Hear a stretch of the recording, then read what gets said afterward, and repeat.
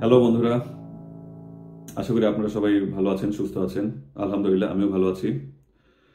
আসসালামু আলাইকুম এবং আপনাদেরকে আবার স্বাগত জানাচ্ছি মিস্টার ব্যাংকার চ্যানেলে। আমাদের সিটিসিএস সিরিজের ইউসিবি 600-এর ক্লজ ওয়াইজ আমাদের যে আলোচনা চলছিল, আহ, আমি হ্যাপি যে আপনাদের গত কিছু দিনে কিছু ভিডিও আপলোড করা গেছে।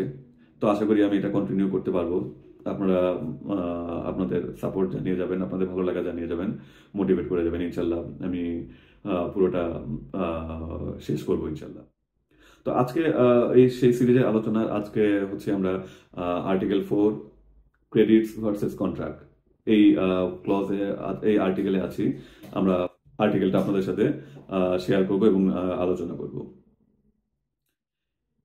এই আর্টিকেলে কিছু প্যারা প্যারা আছে, আমি প্যারা ধরে ধরে আপনাদের সাথে আগাবো। Paragraph 1, credit is by its nature a separate transaction from the sale or other contract on which it may be based. আপনার যখন একটি ক্রেডিট ইস্যু হবে, আহ, নিজে থেকে ক্রেডিটটা আসলে ইস্যু হয়ে যাবে না। ব্যাংক নিজের জন্য এলসি করতে পারে, তবে বেশিরভাগ সময় most of the cases bank LC করে থাকে হচ্ছে তার কাস্টমারের জন্য।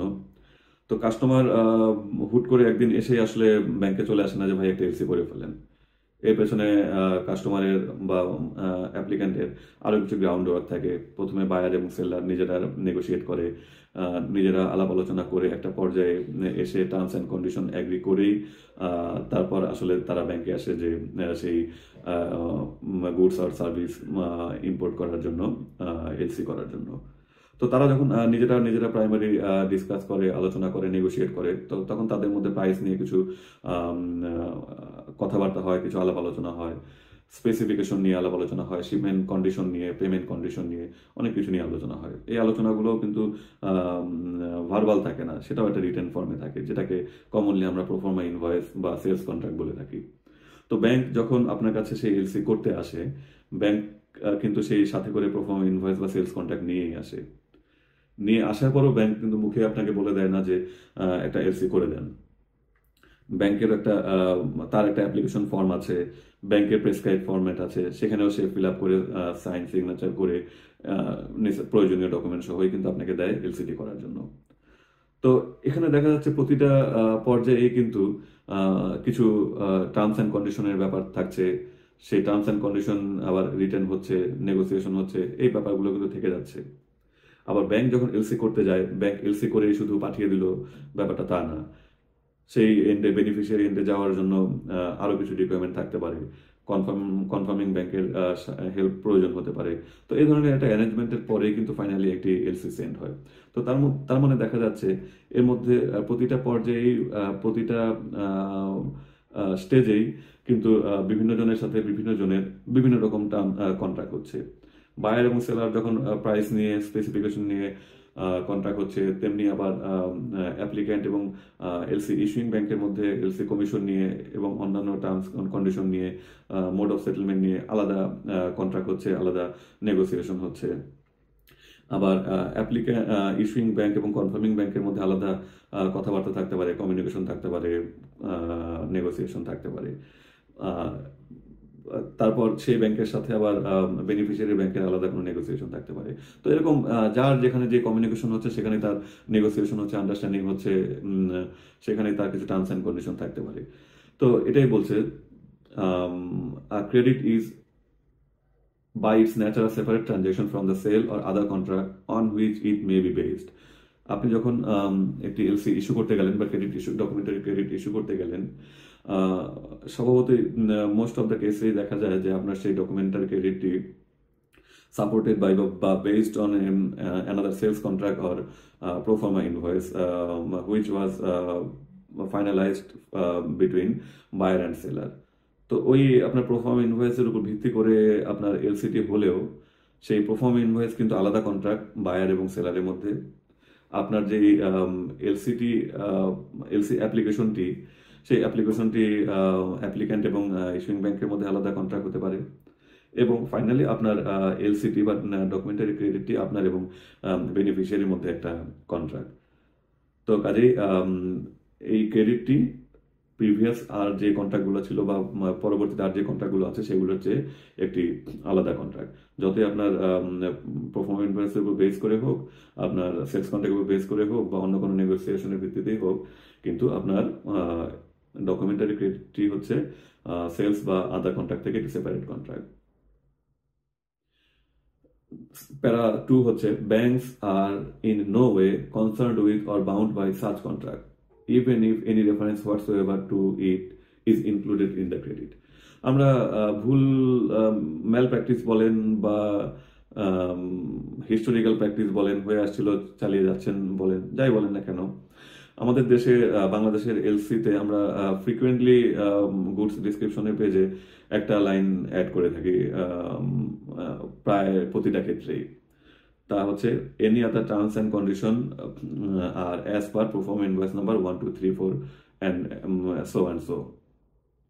তো এই যে আপনার এলসিতে আপনি অনেকগুলো টার্মস অ্যান্ড কন্ডিশনস বলার পরও আপনি আবার ফার্দার বাইরে কোথাও রেফার করলেন পারফর্ম ইনভয়েস নাম্বার এত বা সেলস কন্ট্রাক্ট নাম্বার এত, তার আসলে কোনো সিগনিফিক্যান্স এই এলসি ট্রানজাকশনের মধ্যে আলাদা করে নেই। আপনার পারফরমেন্স ভয়েসে যাই থাকুক না কেন, আপনি এলসিতে যা বলেছেন তা দিয়েই আসলে আপনার এই ট্রানজ্যাকশনটি ডিটারমাইন্ড হবে। কাজেই ব্যাংক মোটেই সেই আগের কন্ডিশনগুলোতে কি ছিল তা নিয়ে কনসার্ন না বা বাউন্ড না। আপনার এলসিতে যা যেটুকু বলা আছে আপনি ওইটুকু নিয়েই আপনি আসলে কনসার্ন থাকবেন। Paragraph 3, consequently the undertaking of a bank to honor, to negotiate or fulfill any other obligation under the credit is not subject to claims or defenses by the applicants resulting from its relationship with the issuing bank or the beneficiary. আপনি LC issue করে দিয়েছেন, এই terms and কন্ডিশনে goods sheep করলে এই terms and কন্ডিশনে সে payment পাবে, beneficiary payment পাবে। এটুকু হচ্ছে আপনার কন্ডিশন।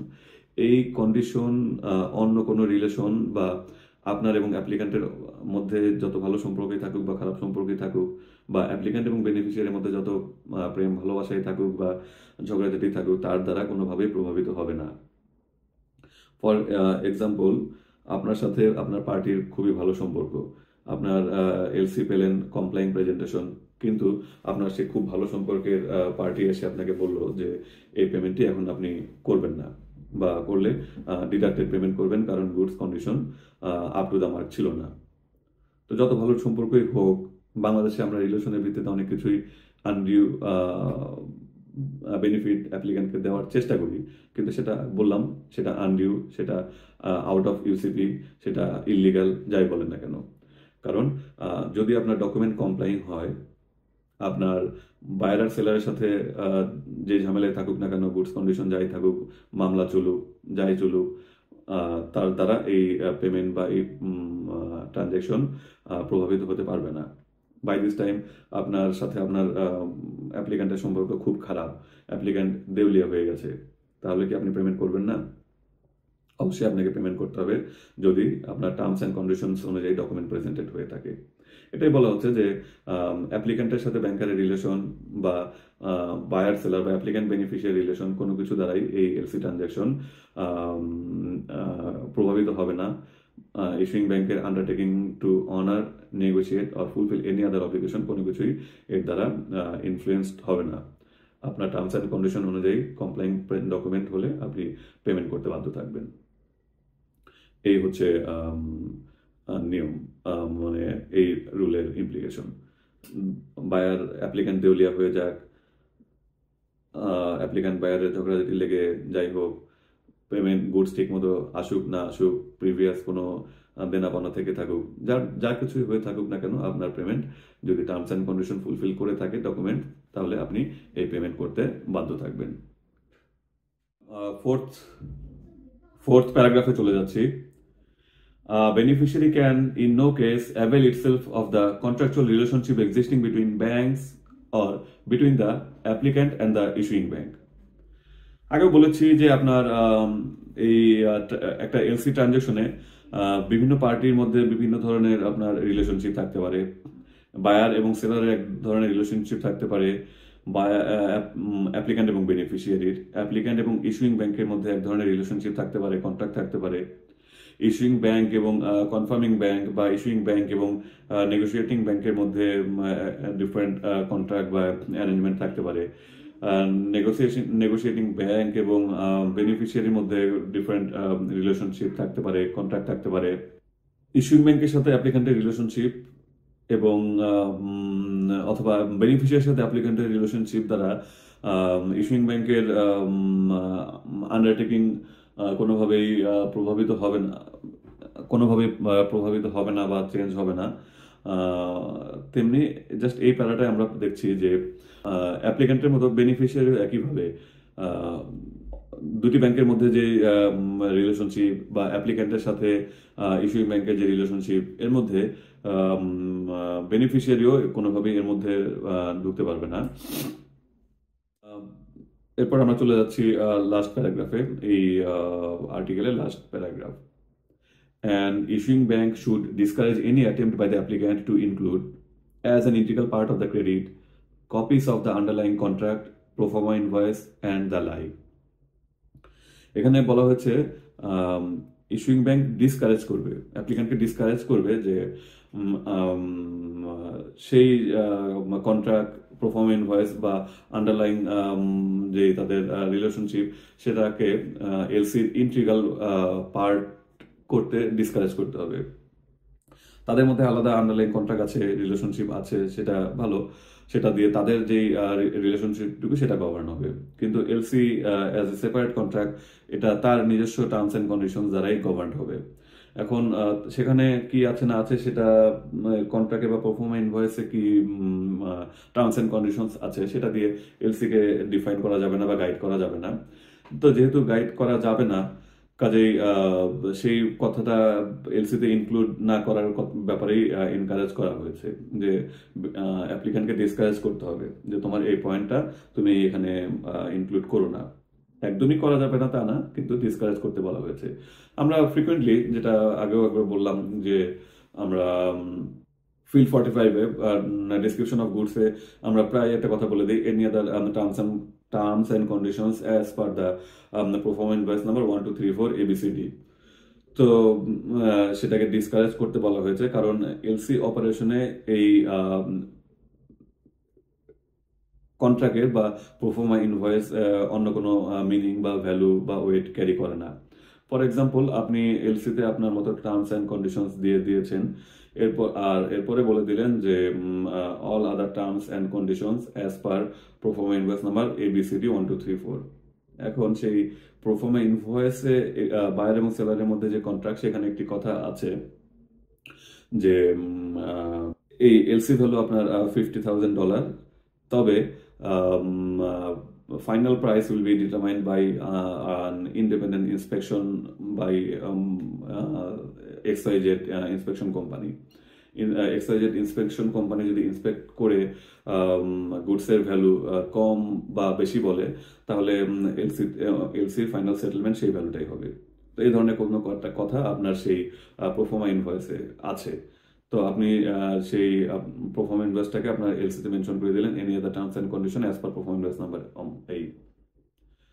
তো এলসি ভ্যালু ছিল 50,000, ইন্সপেকশন কোম্পানি ইন্সপেক্ট করে আপনাকে যেই ভ্যালু বলবে সেই ভ্যালু ফাইনাল পেমেন্ট হবে। বায়ার আর সেলারও এগ্রি করেছে, এটা তাদের সেপারেট কন্ট্রাক্ট। কিন্তু এলসিতে আপনি এই ধরনের কোনো সুযোগ রাখতে পারবেন না।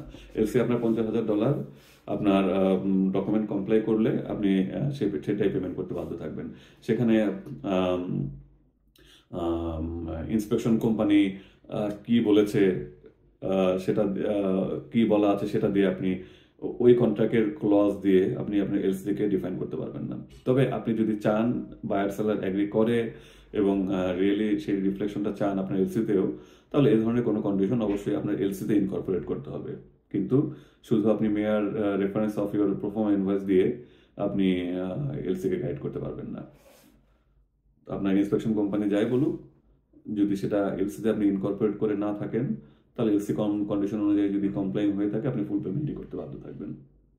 তো এই আর কি ব্যাপারটা, যেহেতু এটা ইনক্লুড করে কোনো লাভ নেই, কাজে এই ধরনের একটা অপশন রাখা আসলে আপনার জন্য কোনো মিনিং, যেহেতু একটা কথা বললেন যা কোনো ভ্যালু বা ওয়েট ক্যারি করে না, সে ধরনের কথা আসলে না বলাই ভালো, এই জন্য এই ধরনের কোনো ইনক্লুশনকে এলসিতে ডিসকারেজ করা হয়েছে। তো এই হচ্ছে মেইনলি আমাদের আজকের টপিক। টোটাল 5টা প্যারাগ্রাফ যাই থাকুক, কিন্তু সবগুলোর মূল থিম হচ্ছে এটাই, আপনার LC is a separate contract, এবং আন্ডারলাইং যা কিছুর সাথেই ভিত্তিতে এই এলসিটি করা হয়ে থাকুক না কেন, সেটা একটি সেপারেট কন্ট্রাক্ট, এবং সেই সেপারেট কন্ট্রাক্টের রুলস দিয়ে সেই সেপারেট কন্ট্রাক্ট গাইড হবে। এই কন্ট্রাক্ট দিয়ে আপনার এই এলসি টার্মস অ্যান্ড কন্ডিশন দিয়ে আপনার এই কন্ট্রাক্টটা গাইড হবে, কোনোটার সাথে কোনোটা রিলেটেড না। এই হচ্ছে সিম্পল ব্যাপার। বায়ার সেলারের মধ্যে ডিফারেন্ট রিলেশনশিপ থাকতে পারে, ইস্যুইং ব্যাংক অ্যাপ্লিক্যান্টের মধ্যে ডিফারেন্ট রিলেশনশিপ থাকতে পারে, ইস্যুইং ব্যাংক কনফার্মিং ব্যাংকের মধ্যে ডিফারেন্ট রিলেশনশিপ থাকতে পারে, নেগোশিয়েটিং ব্যাংকের সাথে বেনিফিশিয়ারি ডিফারেন্ট রিলেশনশিপ থাকতে পারে, ডিফারেন্ট আন্ডারস্ট্যান্ডিং থাকতে পারে, টার্মস অ্যান্ড কন্ডিশন থাকতে পারে, কিন্তু প্রতিটাই হচ্ছে সেপারেট, প্রতিটাই যার যার টার্মস অ্যান্ড কন্ডিশনস দ্বারা গাইডেড হবে, এবং কোনো একটা রেফারেন্স দিয়ে আরেকটাকে আপনার ইনফ্লুয়েন্স বা গাইড করা যাবে না। তো এই হচ্ছে আজকের আলোচনা। পরবর্তীতে আমরা ক্লজ আর্টিকেল 5 নিয়ে আমরা আবার হাজির হব, আপনাদের সাথে ডিসকাস করব। এভাবে চলতেই থাকবে, আমরা সবগুলো টপিকেই আলোচনা করব। শুধু একটাই অনুরোধ, আপনারা এই ভিডিও শুনে বা দেখে কোনো উপকার পেয়ে থাকলে অবশ্যই কমেন্ট করে জানাবেন। সে পর্যন্ত আল্লাহ হাফেজ, ভালো থাকবেন, ধন্যবাদ।